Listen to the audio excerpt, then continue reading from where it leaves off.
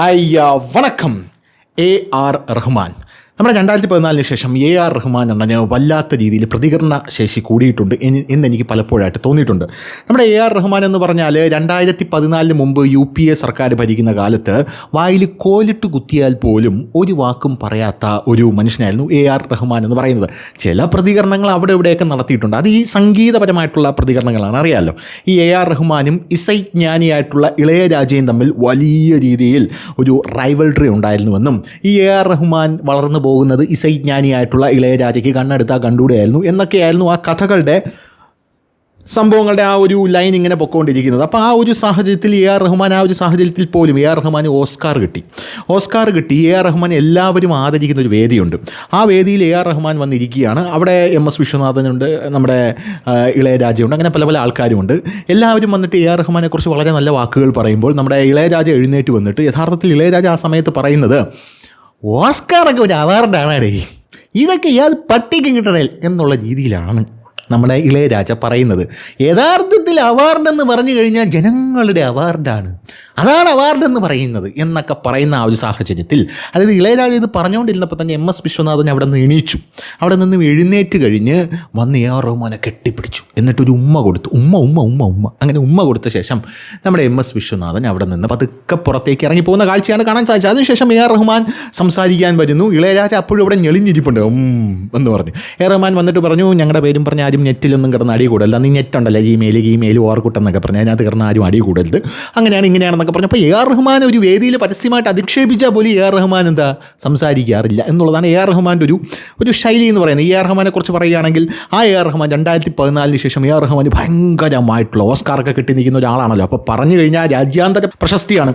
അങ്ങനെ ഇരിക്കുന്ന സമയത്താണ് AR റഹ്മാൻ പ്രതികരണ ശേഷി എന്ന് പറഞ്ഞ് തിരിച്ചു വന്നത്. അങ്ങനെ പ്രതികരണ ശേഷി തിരിച്ചു വന്ന ശേഷം AR റഹ്മാൻ ഒരുപാട് പ്രതികരണങ്ങൾ നടത്തി. ചാവ എന്ന് പറയുന്ന സിനിമ ഡിവിസീവാണ്, ഈ രാജ്യം എനിക്ക് ഒന്നും തന്നിട്ടില്ല, എനിക്ക് തല കുനിയുന്നു എന്നൊക്കെ പറഞ്ഞുകൊണ്ടുള്ള പ്രസ്താവനകൾ AR റഹ്മാൻ നടത്തി. ചാവ എന്ന് പറയുന്ന സിനിമ ഞാൻ തിയേറ്ററിൽ പോയി കണ്ട സിനിമയാണ്. ചരിത്രം പോലെയല്ലേ എടുത്തു വയ്ക്കാൻ പറ്റൂ. അതിനകത്ത് ഇപ്പം ചരിത്രത്തിൽ നമുക്ക് എന്താണ് പാട്ടും കൂത്തും ഡാൻസും ഒന്നും കൊണ്ടുവരാനായിട്ട് പറ്റത്തില്ലല്ലോ. അപ്പോൾ ചരിത്രം പോലെ എടുത്തു വയ്ക്കുന്നു. ഈ അലാവുദ്ദീൻ ഖിൽജി എന്ന് പറയുന്ന ആ ക്രൂരനായിട്ടുള്ള ആ ഒരു മുഗൾ ഭരണാധികാരി അങ്ങനെ എടുത്തു വയ്ക്കും. മുഗൾ ഭരണാധികാരി ഈ ശിവാജിയുടെ മകനെ പിടിച്ചുകൊണ്ട് പോയിട്ട് ആ ശിവജിയുടെ മകൻ്റെ നാക്കറുത്തെടുക്കുന്ന ഒരു സാഹചര്യമുണ്ട്. നാക്കറുത്ത് എടുത്തു കഴിഞ്ഞ ശേഷം ഈ ചോദിക്കുന്നുണ്ട്, അത് നാക്കറുത്തെടുക്കുമ്പോൾ പോലും ആ ചാവ എന്ന് പറയുന്ന എന്ന് പറഞ്ഞാൽ സിംഹത്തിൻ്റെ കുട്ടി എന്നാണ് അർത്ഥം. ആ ഒരു ശിവാജിയുടെ മകൻ എന്താണ്, ആ ഒരു സ്വാഭിമാനം വിട്ടുകൊടുക്കുന്നില്ല. ഇല്ല, ഞാൻ എന്ത് ചെയ്തില്ല, ഞാൻ തളരില്ല എന്ന് പറഞ്ഞ് അറുത്ത് കൊടുക്കുമ്പോഴും ശക്തമായിട്ട് നിൽക്കുകയാണ്. അറുത്തോ എന്ന് പറയും, അങ്ങനത്തെ ഒരു സീനുണ്ട്.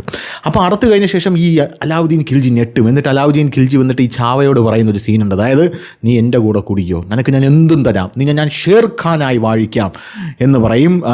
നീ ആകപ്പാടെ ചെയ്യേണ്ട ഒരു കാര്യമെന്ന് പറഞ്ഞാൽ മുസ്ലിമായിട്ട് മതം മാറണം, വേറെ ഒന്നും ചെയ്യേണ്ട, ഞാൻ പൊഞ്ഞുകൊണ്ട് മൂടാം എന്ന് പറയും. അപ്പോൾ ഇയാൾ തിരിച്ചു പറയുന്നത്, ചാവ തിരിച്ചു പറയുന്നൊരു ഡയലോഗുണ്ട്, ഞാനൊരു ഓഫർ തരാം, നീ എൻ്റെ കൂടെ കുടിക്കുക. അതായത് നാക്ക് കട്ട് ചെയ്തിരിക്കുകയാണ്, ആ കട്ട് ചെയ്ത നാക്ക് വെച്ചാണ് ഈ പറയുന്നത്, നീ എൻ്റെ കൂടെ കുടിക്കോ, ഞാൻ നിന്നെ പൊഞ്ഞുകൊണ്ട് മൂടാം, എനിക്ക് പ്രത്യേകിച്ച് ഡിമാൻഡൊന്നുമില്ല, നീ മതം മാറേണ്ട ആവശ്യവുമില്ല എന്നിങ്ങനെ പറയുന്ന ഒരു സീനുണ്ട്. അപ്പോൾ ഇതൊക്കെ വലിയ സീനാണ്, ഇതൊക്കെ ചരിത്രത്തിൽ നടന്ന സംഭവങ്ങൾ കൂടെയാണ്. അപ്പോൾ ഈ സിനിമ മ്യൂസിക് ചെയ്തത് AR റഹ്മാനാണ്. മ്യൂസിക് ചെയ്യുമ്പോൾ AR റഹ്മാന് തോന്നിയില്ല ഈ സിനിമ ഡിവിസീവാണെന്ന്. പൈസ വാങ്ങിച്ച് പുളിങ്കുരു പോലെ അങ്ങ് പാക്കറ്റ് ഇടുമ്പോഴേ AR റഹ്മാന് തോന്നിയില്ല ഇത് ഡിവിസീവാണെന്ന്. സിനിമ ഇറങ്ങി അങ്ങ് മൊട്ട ഹിറ്റായി കഴിഞ്ഞ ശേഷം AR റഹ്മാൻ വന്നിട്ട് പറയാണ് ചാവ ഡിവിസീവായിരുന്നു എന്ന് പറയുകയാണ് AR റഹ്മാൻ. എങ്ങനെ ഇരിക്കുന്നു? നമ്മുടെ ദിലീപിൻ്റെ സിനിമയായിട്ടുള്ള രാമലീലയ്ക്ക് പോയി ഭാഗ്യലക്ഷ്മി ഡബ് ചെയ്ത് പുറത്ത് വന്നിട്ട് ദിലീപിനെ അറഞ്ചം തെറി വിളിച്ചിട്ട് പറയുകയാണ് ഈ സിനിമ ബഹിഷ്കരിക്കണമെന്ന്. എങ്ങനെ ഇരിക്കണം? അതുപോലെയാണ് AR റഹ്മാൻ്റെ പ്രസ്താവന എന്ന് പറയുന്നത്. AR റഹ്മാൻ്റെ ഇപ്പോഴത്തെ പ്രസ്താവന എന്ന് പറയുന്നത് മേ ഘർ വാപ്പസ് ആവുക എന്ന് പറഞ്ഞൊരു സിനിമ ഇറങ്ങി. ഈ മേ ഘർ വാപ്പസ് ആവുക എന്ന് പറഞ്ഞ സിനിമ വലിയ ഗുണമാണോ എന്നുള്ളൊരു സിനിമയല്ല, അതിന് AR റഹ്മാനാണ് പാട്ട് ചെയ്തിരിക്കുന്നത്. AR റഹ്മാൻ ഇപ്പോൾ ചെയ്യുന്ന സിനിമയിലെ പാട്ടൊന്നും സത്യം പറഞ്ഞാൽ നാട്ടുകാർ അറിയാറ് പോലുമില്ല. അതാണ് AR റഹ്മാൻ്റെ ഇപ്പോഴത്തെ നിലവിലത്തെ അവസ്ഥ എന്ന് പറയുന്നത്.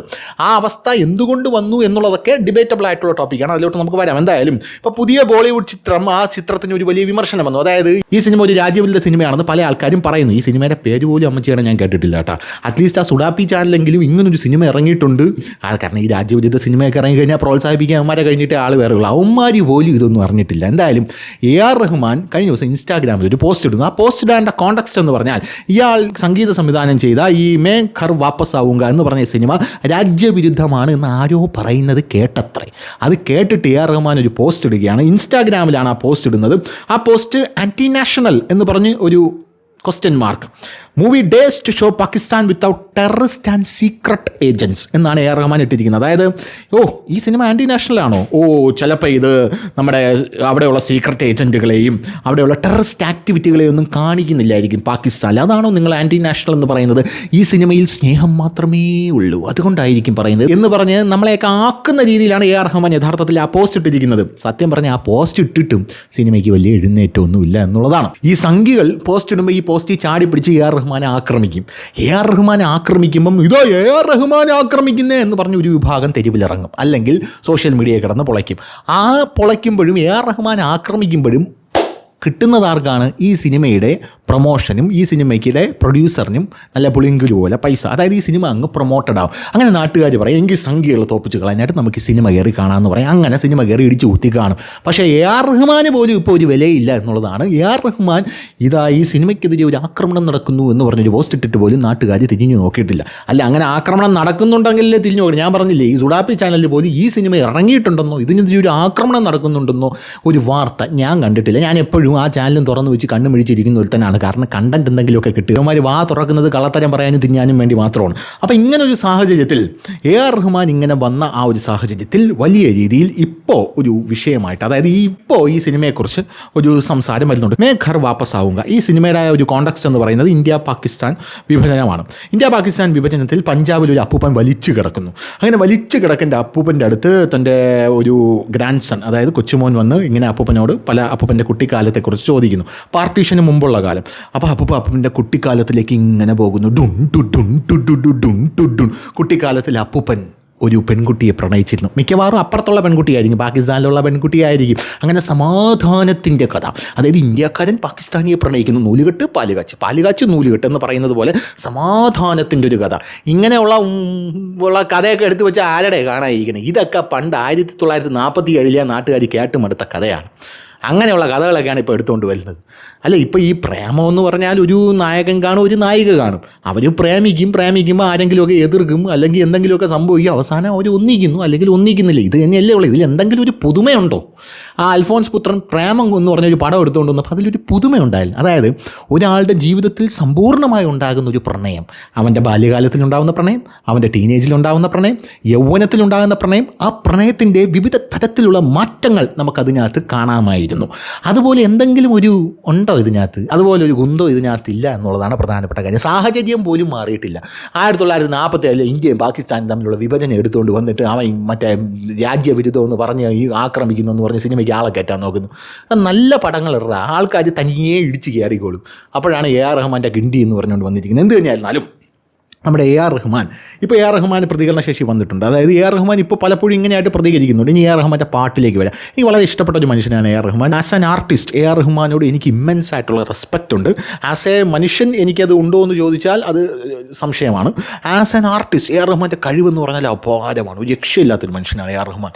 1994 മുതൽ എ ആർ റഹ്മാൻ ഇപ്പോൾ ഈ ഒരു കാലം വരെ, അതായത് എ ആർ റഹ്മാൻ്റെ റോജയ്ക്ക് മുമ്പാണെന്ന് തോന്നുന്നു നമ്മുടെ യോധ എ ആർ റഹ്മാൻ ചെയ്തത്. യോധ എ ആർ റഹ്മാൻ്റെ എല്ലാ പാട്ടുകളും അതിഭീകരമാണെന്ന് പറയാതിരിക്കാൻ നിവൃത്തിയില്ല. പിന്നെ ഓസ്കാർ കിട്ടുന്നത് വരെയുള്ള എ ആർ റഹ്മാൻ്റെ പാട്ടുകളൊക്കെ സൂപ്പറായിരുന്നു. ഓസ്കാർ കിട്ടിക്കഴിഞ്ഞ ശേഷം എ ആർ റഹ്മാൻ്റെ എന്തിനും സിനിമ ഇറങ്ങി രജനീകാന്തിന്, അതിനകത്ത് പാട്ടൊക്കെ മാരകമായിരുന്നു, ഗംഭീരമായിരുന്നു. ആ ഓസ്കാർ കിട്ടുന്ന ആ ഒരു സമയത്താണ് നമ്മുടെ സൂര്യയുടെ സിലിണ്ടർ ഒരു കാതൽ എന്ന് പറഞ്ഞ സിനിമ ഇറങ്ങുന്നത്. ആ സിനിമയിലെ ന്യൂയോർക്ക് നഗരം, മുൻപേ വായ നൻപേ വാ, അങ്ങനെ എന്ത് രസമുള്ള പാട്ടുകളാണ് എ ആർ റഹ്മാൻ ഇറങ്ങിക്കൊണ്ടിരുന്നത്. പിന്നെ ഈ ഓസ്കാർ കിട്ടിക്കഴിഞ്ഞ ശേഷമുള്ളൊരു വിഷയം എന്ന് പറഞ്ഞു കഴിഞ്ഞാൽ, ഈ ഓസ്കാർ കിട്ടിക്കഴിഞ്ഞാൽ പിന്നെ നമ്മൾ ചെറിയ പുള്ളിയല്ല, നമ്മൾ വലിയ പുള്ളിയാണ്. അപ്പം നമ്മളിങ്ങനെ സ്വരസ്ഥാനങ്ങളും കാര്യങ്ങളും ഒന്നും വെച്ച് പാട്ടിറക്കാനായിട്ട് പാടില്ല. നമ്മൾ എന്ത് ചെയ്യണം? ഫ്യൂഷനൊക്കെ കൊണ്ടുവരണം. ഈ ഫ്യൂഷനും കാര്യങ്ങളും എക്സ്പെരിമെൻറ്റ്സ് ചെയ്യണം ഈ കാര്യത്തിൽ. അതിന് എ ആർ റഹ്മാൻ പറഞ്ഞിരിക്കുന്ന ന്യായം എന്ന് പറഞ്ഞാൽ, ഞാൻ ജീവിതത്തിൽ അച്ചീവ് ചെയ്യാനുള്ള എല്ലാം അച്ചീവ് ചെയ്ത് കഴിഞ്ഞു, ഇനി എൻ്റെ ജീവിതത്തിൽ ഒന്നും അച്ചീവ് ചെയ്യാനില്ലടേ എന്നാണ് എ ആർ റഹ്മാൻ പറഞ്ഞിരിക്കുന്നത്. പക്ഷേ എ ആർ റഹ്മാൻ ഫാൻസിന് ഇത് മനസ്സിലാവണ്ടേ? ആ ഒരു ഗ്യാപ്പിലാണെങ്കിൽ അനിരുദ്ധ അടിച്ചു കയറി അങ്ങ് മണ്ടേ പോവുകയും ചെയ്തു. അപ്പോൾ എ ആർ റഹ്മാൻ ഇവിടെ കിടന്നുകൊണ്ട് എനിക്കൊന്നും കിട്ടുന്നില്ല എന്ന് പറഞ്ഞ് വാദിച്ചു കഴിഞ്ഞാൽ വല്ല കാര്യവും നടക്കുമോ? ഓസ്കാർ കിട്ടി 2-3 വർഷം അവിടെ നിന്ന് ഇവിടെ നിന്നൊക്കെ ആൾക്കാർ വിളിക്കുമായിരുന്നു. അത് കഴിഞ്ഞ് വീണ്ടും, അതായത് തെങ്ങിൽ നിന്ന് താഴെ ഇറങ്ങി വന്നാലല്ലേ നമുക്ക് ഭൂമിയിലോട്ട് നിൽക്കാൻ പറ്റും. അതുപോലെ ഇന്ത്യക്കകത്തും ഇന്ത്യൻ പ്രേക്ഷകരുമാണ് എ ആർ റഹ്മാൻ്റെ കോർ ഓഡിയൻസ് എന്ന് പറയുന്നത്. അവരെ വിട്ടിട്ട് ഇറാനിയൻ സിനിമയ്ക്ക് ഞാൻ പാട്ട് ചെയ്യാൻ പോകുന്നു, അമേരിക്കൻ സിനിമയ്ക്ക് പാട്ട് ചെയ്യാൻ പോകുന്നു എന്നൊക്കെ പറഞ്ഞുകൊണ്ട് നമ്മളെ റോളിംഗ് ലെജൻസിൻ്റെ കൂടെ ചേർന്ന് വലിയ പാട്ടൊക്കെ ഇറക്കി. മിറക്കിൾ ലവ് എന്ന് പറഞ്ഞ പാട്ടൊക്കെ എ ആർ റഹ്മാൻ ഇറക്കിയിട്ടുണ്ട്. ആ സമയത്ത് ഓസ്കാർ കിട്ടിയപ്പോൾ എ ആർ റഹ്മാൻ ഇംഗ്ലീഷിൽ പാട്ടുകൾ ഇറക്കാൻ തുടങ്ങി. പോപ്പ് താരങ്ങളെ പോലെ ആകാനായിട്ട്. ആന മുക്കും പോലെ ആട് മുക്കിയ മൂടോടെ പറഞ്ഞു പോകും എന്നൊരു ചൊല്ലുണ്ട്. അവരുടെ കൾച്ചർ വേറെ, നമ്മുടെ കൾച്ചർ വേറെ. നമ്മുടെ കൾച്ചറിൽ സിനിമയ്ക്കകത്ത് സംഗീത സംവിധായകൻ പാട്ട് ചെയ്യും. അവരുടെ കൾച്ചറിൽ സിനിമയ്ക്കകത്ത് പാട്ടില്ല. അവിടെ പോപ്പ് താരങ്ങളാണ്, പാട്ടുമായിട്ട് ഇറങ്ങുന്ന ആൾക്കാരാണ്. അപ്പോൾ അങ്ങനെ ചെയ്യാനായിട്ട് പോയി ഒരു ബാൻഡൊക്കെ രൂപീകരിച്ചു. മിറക്കിൾ ലവ് എന്ന് പറഞ്ഞ പാട്ടൊക്കെ ഇറക്കി, പിന്നെ ഇൻഫിനിറ്റ് ലവ് എന്ന് പറഞ്ഞ പാട്ടൊക്കെ ഇറക്കി. എല്ലാം 8 നിലയെ പൊട്ടി, നാട്ടുകാർ ആരും അറിഞ്ഞില്ല. അതിനുശേഷം എ ആർ റഹ്മാൻ ഇറക്കുന്ന പാട്ടൊക്കെ എക്സ്പെരിമെൻ്റൽ പാട്ടുകളാണ്. അതായത് എ ആർ റഹ്മാൻ പല പല കാര്യങ്ങൾ എക്സ്പെരിമെൻറ്റ് ചെയ്യാനായിട്ട് തുടങ്ങി. പല സിനിമകളിലെ എ ആർ റഹ്മാൻ്റെ അതിനുശേഷമുള്ള പാട്ടുകളൊക്കെ കേൾക്കുമ്പോൾ സത്യം പറഞ്ഞാൽ നമുക്ക് ഇത് പഴയ എ ആർ റഹ്മാൻ്റെ പാട്ടിൻ്റെ ഒരു ഗുമ്മില്ല എന്ന് നമുക്ക് തോന്നും. അത് നമുക്ക് ഇപ്പോഴും തോന്നും. എ ആർ റഹ്മാൻ്റെ പാട്ടിൻ്റെ ഒരു ഗുമ്മില്ല എന്ന് ഇപ്പോഴും തോന്നും. നമ്മുടെ ഇപ്പോൾ ഈ ഇടയ്ക്കിറങ്ങിയ നമ്മുടെ ഒരു കമലഹാസനൻ ചേട്ടൻ്റെ ഒരു സിനിമയുണ്ട്, തഗ് ലൈഫ് എന്ന് പറഞ്ഞു. അതിനകത്തൊരു പാട്ടുണ്ട്.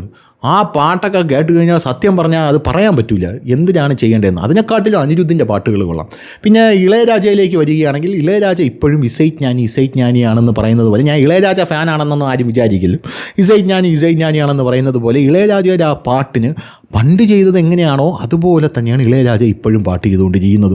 അതിലൊരു മാറ്റവും ഇല്ല എന്നുള്ളതാണ്. കാരണം അതേ ഒരു ശ്രവ്യ ചാരുത ആ പാട്ടിന് ഇപ്പോഴും ഉണ്ടെന്നുള്ള കാര്യത്തിൽ തർക്കമില്ല. അപ്പോൾ എ ആർ റഹ്മാൻ ഒരു ഘട്ടത്തിൽ വെച്ച് അത് നഷ്ടപ്പെട്ടു. അത് ഓസ്കാർ കിട്ടിക്കഴിഞ്ഞ ശേഷമുള്ള എ ആർ റഹ്മാൻ, ഓസ്കാർ കിട്ടുന്നുമ്പോൾ എ ആർ റഹ്മാൻ നമ്മളൊന്ന് തട്ടിച്ചു നോക്കിയാൽ മനസ്സിലാവും. എ ആർ റഹ്മാൻ കൂടുതൽ എക്സ്പെരിമെൻറ്റുകളായിട്ടുള്ള കാര്യങ്ങളിലോട്ട് പോയി.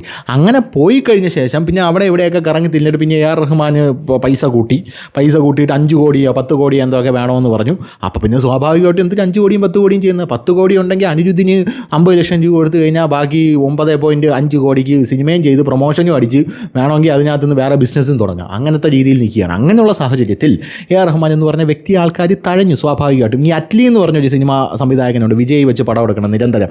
ഈ അറ്റ്ലി ബിഗിൽ എന്ന് പറഞ്ഞ സിനിമയിൽ എ ആർ റഹ്മാനാണ് പാട്ട് ചെയ്തത്. ആ സമയത്ത് എ ആർ റഹ്മാനോട് പറഞ്ഞത്, അതായത് ആ ഓഡിയോ ലോഞ്ചിൽ എ ആർ റഹ്മാനോട് പറഞ്ഞത്, ഇനി സാറില്ലാതെ ഒരു പടം പോലും എനിക്ക് ചെയ്യാൻ പറ്റില്ല എന്നാണ് പറഞ്ഞത്. അത് കഴിഞ്ഞ് ഒരു സിനിമ എടുത്ത് ഷാരൂഖ് ഖാനെ വെച്ച്, അതിനകത്ത് അനിരുദ്ധാണ് മ്യൂസിക് ചെയ്തിരിക്കുന്നത്. സാറില്ലാതെ ഒരു പടം പോലും എനിക്ക് ചെയ്യാൻ പറ്റില്ല എന്ന് പറഞ്ഞാണ്, ചുമ്മാ സൂചിപ്പിക്കാൻ വേണ്ടി പറഞ്ഞു. അപ്പോൾ അതാണ് എ ആർ റഹ്മാൻ്റെ അവസ്ഥ എന്ന് പറയുന്നത്. എ ആർ റഹ്മാൻ പോയി. എ ആർ റഹ്മാനൊക്കെ ഔട്ട്ഡേറ്റഡായി പുതിയ ആൾക്കാർ വന്നു. ഔട്ട്ഡേറ്റഡ് ആകാതെ നിൽക്കണമെങ്കിൽ എ ആർ റഹ്മാൻ നിലത്ത് നിൽക്കണമായിരുന്നു. അങ്ങ് പറന്ന് മുകളിലോട്ട് പോയതാണ്. പക്ഷേ അവിടെ പിടിക്കാരുമില്ല. അതുകൊണ്ട് വീണ്ടും ചിറകെട്ടി താഴെ വീണ് ഇവിടെ തന്നെയാണ് നിൽക്കുന്നത്. അപ്പോൾ അങ്ങനെയുള്ള സാഹചര്യത്തിൽ ദയവ് ചെയ്ത് സിനിമകളുടെ മേൽ കുതിര കയറാൻ വരരുത്. സിനിമ ഓടണമെങ്കിൽ ഇതുപോലെ തറ നമ്പറുകളൊന്നും ഇറക്കരുത്. ഇപ്പോഴും റഹ്മാൻ ഒരു വിലയൊക്കെ ഉണ്ട്, ഇല്ലെന്നല്ല, റഹ്മാൻ ഒരു വിലയൊക്കെ ഉണ്ട്. ആ വില കൂടുതൽ കളഞ്ഞു കുളിക്കാനായിട്ട് എ ആർ റഹ്മാൻ സാറ് നിൽക്കില്ലെന്ന് മാത്രമേ എനിക്ക് പറയാനുള്ളൂ. അപ്പം ശരി.